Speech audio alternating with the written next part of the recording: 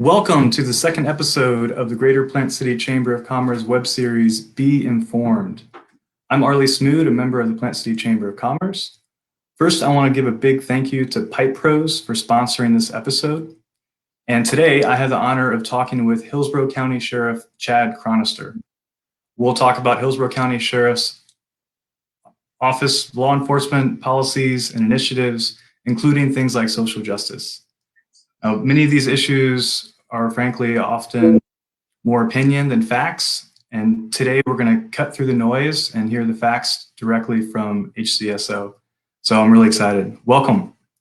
Thank you, Arlie. Thanks for having me. Well, let's jump in. Can you explain your department's approach to tough on crime versus smart on crime? Yeah, absolutely. Our tough on crime is focused on those small portion of our population that want to victimize our community, and we focus our efforts on them. But the smart on crime focuses on those individuals that are suffering from mental health, drug addiction, sometimes both, made a poor decision, maybe committed some type of low-level nonviolent offense. And that's what smart on crime is. Smart on crime is having diversion programs that try to keep our children who make a poor decision out of the criminal justice system in this vicious cycle of recidivism. Same thing with adults. I'm not standing here as your sheriff or as a representative of the sheriff's office saying, hey, let's pound our chest. We're keeping you safe because someone committed some type of low-level offense and we put them in jail. Now, as taxpayers, we have to pay the average daily rate to house them. They've lost that family income. Sometimes they've lost that job. They're saddled with a criminal history.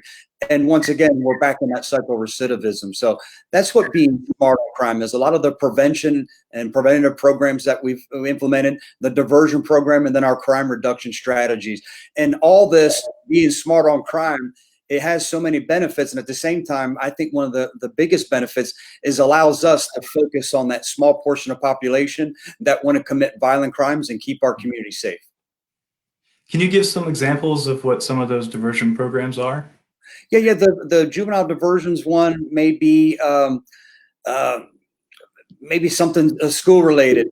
Maybe it was an adult who was found to have an open container somewhere where they weren't supposed to have it. Again, something that's low level, a misdemeanor. Great. Tell us about some of your department's community outreach and youth programs. You're talking about kids in school. I think you have some partnerships with the Boys and Girls Club. Is that right? Yeah, a real big focal point of ours is focusing on children. Known as adults, you may have made this conscious decision, hey, I'm going to be a criminal. We may not be able to bring you back and say, hey, listen, let's counsel you. We certainly try and spend some effort. We want to focus our resources on our juveniles. We have a deputy sheriff in every one of our Boys and Girls Clubs to build those relationships. We work with junior achievement, and we created a non-traditional path success program. And what I mean is that instead of that college bound, we know that a lot of people aren't going to go to college, and we've created in society this stigma that if you don't go to college, it's over, you're a failure. And that's not the case. So it's a non-traditional a method here in school, and it's the first two schools in Florida is at Hillsborough High School and Chamberlain High School, to where selfishly I wanted it to be about public safety and first responders. So the kids will come up with a program. Why is it unpopular to be in law enforcement, to be a first responder, to serve in the military? Why is this unpopular? And they create the dilemma. But then the great part about it is they create the solution. That's their homework over the next semester, to find solutions, how we fix things. And I'm hoping to be able to glimmer some information, at the same time hoping they'll become more vested in public safety, and we'll be able to recruit from that with all the research that they'll be doing. And then lastly, or I should say lastly, another program is Crystal Ray High School with a lot of at-risk youth and inner city kids. We've teamed up with them to do a work study program. They go to school a half a day and come to the sheriff's office to learn what we do here the other half of the day. So that focus was on the children. And one big program for our community that I launched 2 years ago was Walk It Like You Talk It. Police cars are great. It helps us get the calls quicker and faster because we have such an expansive 1,100 square mile county. But during the process, these cars became a barrier. Like, people see it as a barrier. I can't approach a deputy, and the deputies aren't getting out to meet the community they serve. So I initiated a Walk It Like You Talk It program where they're going to patrol this subdivision, this retail strip mall, this apartment complex. They have to get out and spend so many hours a day outside of their patrol cars. No police related activity, just getting to know the community that we serve. So heavily Just walking the beat. That's exactly right. Getting to know the people you serve. Yeah, you know the bad guys, you know the good guys. This puts us in contact with some of the at-risk people too, and maybe we can bring them around and continue to keep our community safe, lower the crime rate. Again, just by building that trust, and that's created in every encounter law enforcement has with an individual. Mm-hmm. And creating those relationships. That's great. Just to make sure I understand that first school program you were talking about, you're saying that there's a class where the kids will do research on on why these programs aren't popular, or why these fields aren't popular, and how they could be better. Correct. You can mandate it be anything. We donated the money and wanted to look at public safety. Why is it so hard to recruit for public safety? Why is that service to community? Where and how has that been lost? Especially in law enforcement. I mean, we have to turn the TV on for about 30 seconds to see why that's unpopular now, and what the media has demonized, taken a small portion of the law enforcement population, maybe that 1%, and demonize the entire law enforcement community across this country. So it's great to see that these kids, these high school kids, will develop problems. And then at the same time, I think even more important, develop the solutions. How do we fix this problem? That's incredible. You touched on a question I have later on, but I'll jump into it now. What is your department's recruitment and filtration process to make sure that bad apples that give that negative image don't end up under your roof? Yeah, we have a very stringent hiring process. I modified some of the standards 3 years ago when I became the sheriff. Do I think college education and post-secondary education is important? Yes. But I don't think you need it to be a deputy sheriff. We're going to teach you everything you need to know about being a deputy sheriff. Later on, I think it's important. But I thought it was serving as an obstacle on the individuals that we wanted to hire. Tattoo policy. If you had a tattoo on your arm, you couldn't get hired. I relaxed that. And modified a couple other standards to make sure we opened up the candidate pool and had a good pool of candidates that we were able to select from. At the same time, I'm looking for those individuals that have a passion for service to your community. We're going to teach you how to do the job. We're going to educate you more than you'll ever think you'll be educated. You'll be ready to get out of the academy at that time. But at the same token, I think I must mention, to be completely transparent, we hire less than 3% of the individuals that apply here. I have a simple philosophy. If you don't fit that mold, that culture that we have here at the office, that coveted law enforcement relationship with the community we serve, I would rather work short with the people we have and do what we're doing now than hire just to hire and have those employees be problematic employees later on because we knew they didn't fit the mold at the beginning. But with that being said, when you look at our numbers, we've hired over double what we hired the year before, and we have 70 patrol openings on the street, and we have 60 individuals in the academy right now. So we're not seeing a lot of that mass exit that a lot of departments throughout the country is seeing. And again, I love being able to comment. That's because this county supports their law enforcement, loves their sheriff's office, and that's why those relationships are so important. Earlier, you mentioned recidivism. You fund a program, or your department funds a program. I believe there's over 40 trade certifications for incarcerated folks that helps them get back on their feet once they're released. Can you talk about that program? And is there any data that shows whether it reduces recidivism on folks that go through it versus those that don't? Yeah, it's a fairly new program. Matter of fact, the vocational portion of it, where inmates will be taught through Hilton County Schools and Irwin Technical Institute. They'll learn basic automotive maintenance, basic forklift operator, basic welding, and basic HVAC systems. So they're going to be taught those skills along with the 41 training programs that we already have, all the way from how to balance a checkbook, some life skills, GED, all the way up to the latest program was how to braid hair. And we always laugh, but I learned that they can charge up to $200 a person to braid hair. I'm like, that can be a productive member of society and find gainful employment. So I added that to the training program. So heavily focused on getting people healthy once they come, for whatever reason, they find themselves in one of our detention facilities. We focus a lot on mental health, a lot on addiction.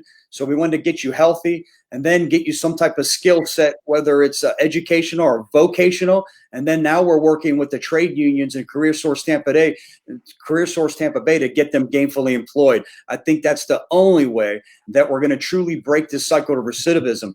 Unfortunately, to answer your question, I don't have the statistical data now on our diversion programs. I have the data on those, and the recidivism rate with our diversion programs that are working is less than 9%, which is unheard of when you talk about recidivism for those children who it's been a proven fact when you have some type of encounter with the criminal justice system, the likelihood of you reoffending and coming back, it goes up tenfold.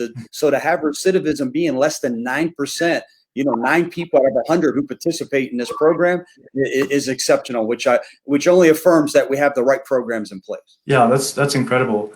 I don't know if this issue is specific to our area, but I know when a lot of inmates get out, given their record, even if they have those skills that you described, it's still difficult for them to find employment. Are any of these programs addressing that, or are there entrepreneurial programs maybe so they don't have to necessarily go through an employer, they can start their own, but basically to overcome that stigma of being formerly incarcerated? A great question, and that's what we're targeting. We're working with a lot of local employers, and we hired a program coordinator to help teach the inmates how to interview. We dress them for success. We get them prepared for the interview and help them find that gainful employment. And again, a lot of the programs that I'm talking about, I can't say it's a bonus, but it's a bonus when you talk about, I don't want my taxpayer dollars going to this or going to that. This is fully funded through our inmate canteen fund. If they want the bag of crackers or pretzels or want to do the video conference with their family members, they pay for that. And that money, most sheriffs throughout the state take that money to supplant their budget. I pour every single red cent back into the inmates. So this is inmates helping inmates. Wow, that's incredible. Moving to a different subject, many departments have created third-party review boards in the event of fatal shootings. This has been a very, for lack of a better word, popular topic in 2020. Can you talk about your department's approach with the Florida Department of Law Enforcement? Yeah, I certainly, when some of the civil unrest happened and as a result of George Floyd, I was happy when I looked and saw all the ways that we're ahead, and that we were ahead of a lot of departments that weren't as active as we were. But it was also a time to take an introspective look and say, listen, where can we improve? I think the biggest place where we can improve, well, there's actually two. One was equipping our deputies with body cameras. So by the end of September, 1,000 of our deputies that have the most contact with the public will be equipped with body-worn cameras. And again, that builds that trust through transparency, and that provides that accountability that I think all of us want in our community. And between the body cameras, and I totally lost my train. Oh, the second one. That's on the list of questions too, so feel free to talk about that, how that works. The other part was the independent body investigating our deputy involved deadly uses of force. And I felt that was important. I thought our investigators in homicide do an amazing job, but I get the public outcry for more trust through transparency. And a big part of was you can even remove that mere appearance of any type of impropriety, blue covering for blue, deputies covering for other deputies. So we have a memorandum of understanding that started several months ago that the Florida Department of Law Enforcement will investigate all of those shootings, to have that independent body conclude that investigation. And what's the makeup of that body? Are there citizens involved in it? How does that work? That is the Florida Department of Law Enforcement does the investigation. The review board that you're talking about, we don't have that here at the sheriff's office. We do have a review board, a deadly use of force board. It's made up of our 5 colonels and then a representative from our minority councils, our Black Advisory Council, our Hispanic Advisory Council, and our Indian Advisory Council. So we have a board internal. We don't have one that's a citizen review board. Certainly open-minded to that, but happy to report that we do have a review board that's made up of our colonels and 3 citizens from the minority components within our community. Going back to the body cameras, can you talk a little bit more about those and how it works? I think it's relatively new to your department and many departments across the country. I know Plant City is going to start experimenting with them now. Have you done any collaborations with other local law enforcement agencies like Plant City in that regard? We provided some information and why we chose the vendor that we have chosen. About a year and a half ago, I wanted to go to some type of body worn camera. So I thought, because it was cost prohibitive at the time, that we would go to a weapons active, body activated camera. So whenever a deputy would pull his or her firearm, it would record the 2 minutes. It would go back and record 2 minutes that led up to that incident, to give us a true look of, hey, was that use of force justified? Well, fast forward, learned through another contract that the city of Tampa had, that the price had significantly been reduced because the Axon had gone to a cloud-based evidence management system. And that's where the storage was. The cameras are rather inexpensive. It's storage that is quite costly. As you could even imagine with a department like ours. So with a cloud-based unlimited storage program, that's how we were able to spend the $14 million over the 5-year program that we enlisted in, to make sure that these deputies have cameras. Again, to protect them, but protect the community that we serve as well. We know that use of founded complaints are down. Use of force complaints are down. Looking historically back at departments that have implemented body cameras. And I love the fact that the body cameras, when I talked about keeping the deputies safe, we have the ability to do a real-time live stream of the body cameras. So if they're in some type of hostage rescue or some type of event, we could log in and look at exactly what they're looking in and deploy our resources accordingly, again, to, I think, bring a peaceful resolution to the entire situation. I love the fact that whenever they activate the lights in the emergency lights in their car, their camera gets activated. They open up their car door, the camera gets activated. They use their taser or their firearm, the camera gets activated automatically. If it's something happens so quick, it reduces that margin, that human error. The deputy may forget to turn it on. So I'm excited about the body worn camera program. Yeah, it's really interesting. One thing that was pointed out to me recently is the idea that it would also de-escalate the civilian if they know that they're being recorded. It absolutely has. And the historical data, when we were talking about some of the benefits, that's another big one. So again, I think it's just a win-win. It's a historical move for Hillsborough County, and I'm glad I was able to be a part of it. In just the last few weeks, I was going through your Facebook page, and in just the last few weeks, there were posts on credit card fraud, arson, murder, silver alerts, drugs, more drugs, rescuing a goat, trapping gators, more drugs, baby owls, just an enormous number of things across the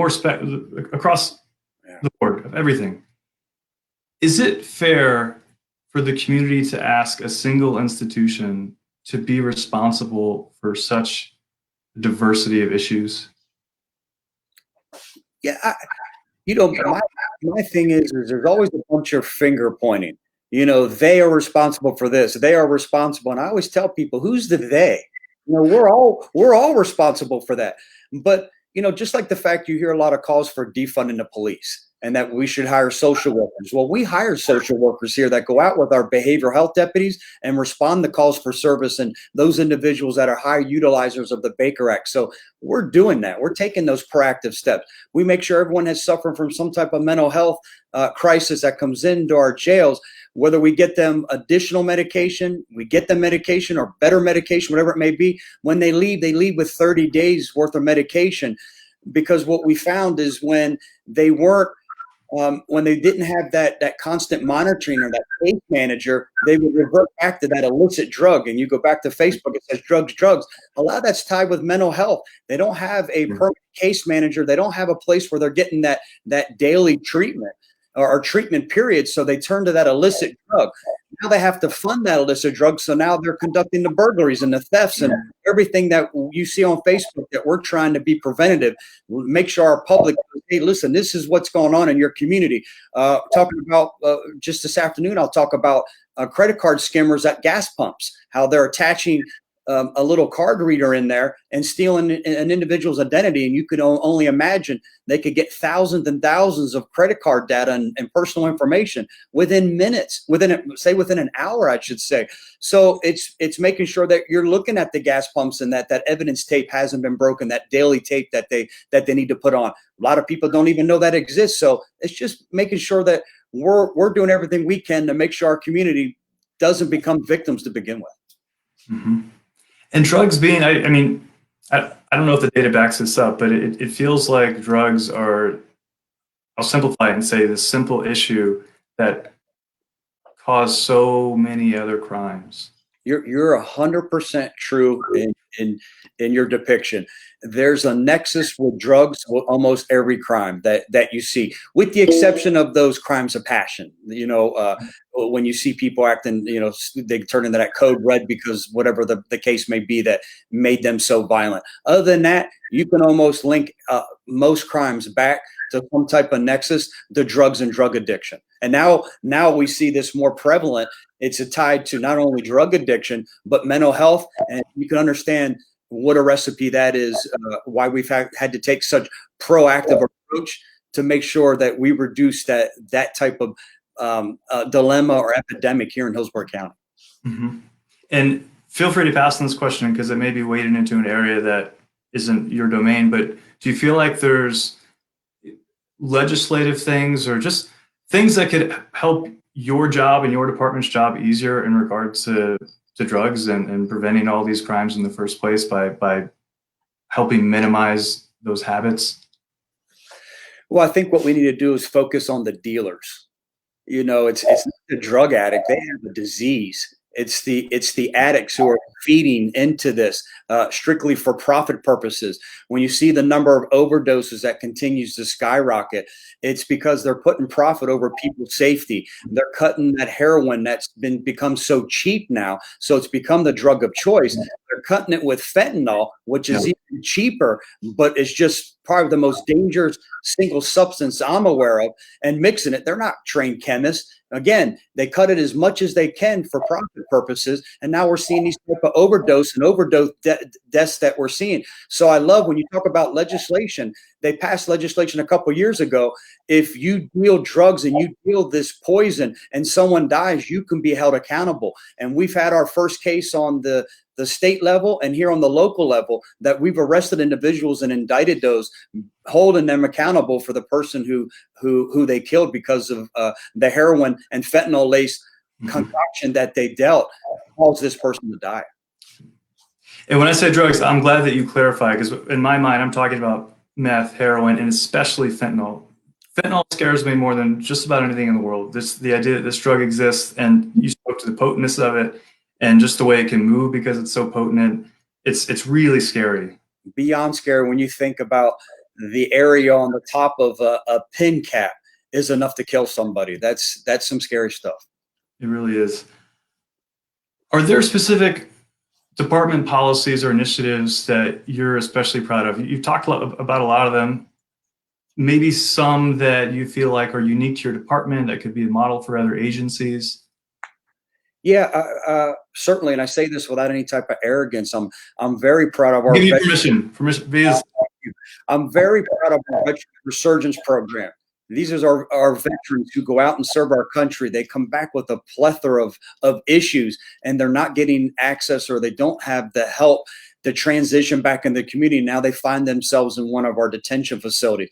So we have a veterans court to help them get the help they need. And then I created a veterans resurgence program where it's a pod just for veterans. restore their sense of pride by having their service flag hanging over their bed. And now they're with other veterans, and now you have veterans helping other veterans, teaching other veterans, going to group therapy. We teamed up with USF, individuals that are in their master's program that need their hours. They love the fact they can help our veterans who served our country. They come down, they volunteer their time to help our veterans. So I'm very proud of that program, and just equally as proud are that we have a separate pod for mental health, and we've hired more mental health counselors than we've ever had. And again, you have the worst of the worst individuals who are so suffering for such mental health crisis, they can't be around other individuals. And now you see them transition into group therapy situations, and they're around other people. The progress has been amazing. So I'm proud of that. And if I had to say something that I'm most proud of is, with this county and the population continue to grow as rapidly as it is, you have more people, you inherently are going to have more crime. And it's just the opposite here. The men and women and our crime prevention strategies that we've talked about, crime reduction strategies through technology, making sure the deputies have the equipment and training that they have. We've been able to lower the crime rate 2 years ago, 10.2%, 10.8% this past year. And I think this year is going to be even a more significant crime reduction. Again, this speaks to the volume of how well things are going in our law enforcement community when you talk about the number of people moving to Hillsborough County. That's really fascinating, because earlier you alluded to the media a little bit, and I feel like if you turn on a number of stations, you would not think that crime in our area is reducing. And can you just repeat what those numbers are again? Yeah, 2 years ago it was 10.2%. This past year it was 10.8%. This year, I think the number is going to be even more significant. And again, this is at a time when more people are moving to Hillsborough County than any other county along this Central Florida corridor, where we're seeing this huge population influx. So, that's our report card. That's my report card. My job is to keep people safe, to keep us, loved ones safe, and we're doing that. So if I have to say the single most thing I'm proud of, it's the double-digit crime reductions these last 3 years. That's incredible. We've talked about a lot of different policies and initiatives. Are there any that are in the pipeline that you want to talk about, that you're planning or working on now? Yeah, our biggest one would be our mental health, the one that I alluded to. I centralized the behavioral health deputies. Every deputy, I mandated an additional 40-hour advanced training course on how to de-escalate anyone suffering from a mental health crisis. It now has PTSD, with more veterans living here than anywhere else in the country. And it also has that drug-induced mental health crisis that we spoke to. So every deputy has that training now. But I split the county up into 5 patrol districts. There's a behavioral health deputy in each of those 5 patrol districts that team up with homeless initiative deputies, because a lot of times that involves our veterans too. But instead of just thinking we're going to arrest our way out of a program, we're actually doing a solutions-based policing and actually fixing the problem. Like I started at the beginning, that goes back to that smart on crime we're talking about. So we're helping these individuals who are willing to get help, gainful employment, their benefits, maybe an ID card, maybe it's drug treatment and some type of counselor, it's some type of mental health help, whatever it is, outside our detention facilities, to be preventive so they don't find themselves in one of our detention facilities. So that's been a tremendous asset. Now, just recently, we allocated 3 positions for social workers to be a part of that centralized unit. We've hired 1. We're in the process of hiring 2, and I'm hoping by the beginning of next month, we'll split through those 3 individuals up into the county and help them respond, again, out with our deputies to respond and hopefully prevent these mental health calls, these violent encounters that we find ourselves involved in. We talked about the body cameras a little bit about the citizen review boards. Are there other policies or initiatives that you want to talk about that have either come into effect this year or that have been impacted by protesters and a call for more racial and social justice? Yeah, one of the things that we changed in COVID, it was all COVID related, was our reporting online. Why do you have to call a deputy? Why does a deputy have to respond for something that it's a nonviolent crime that you can put your information and probably be quick and easy and simple? So we launched that, and that's been extremely successful, where you can go online. So it doesn't matter where you're at. You don't have to be home. You can be wherever, and you can go ahead and file that report online, and then made it bilingual so those who don't speak English will have the same type of access. So that that program's been extremely productive. Now, as a result of some of the civil unrest, when I alluded to earlier about taking some proactive steps, we realized that we were highly trained in civil unrest when the RNC came here, but we hadn't had any training since then. So we've relaunched that training where every deputy will get that civil unrest training. So I think that will be tremendous in accomplishing what we're trying to accomplish and de-escalate in different situations. So certainly there's been we've taken a proactive approach to looking at some areas where we can improve, and again, see some of our biggest calls for service, and how do we make the department more efficient, at the same time make it more convenient and simple for the community that we serve. Great. We've got about 2 more minutes. I'm going to try to sneak in 2 more questions. Sure.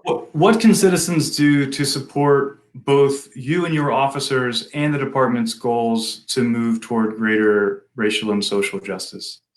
I tell you what, become more involved with one of the councils that we meet with.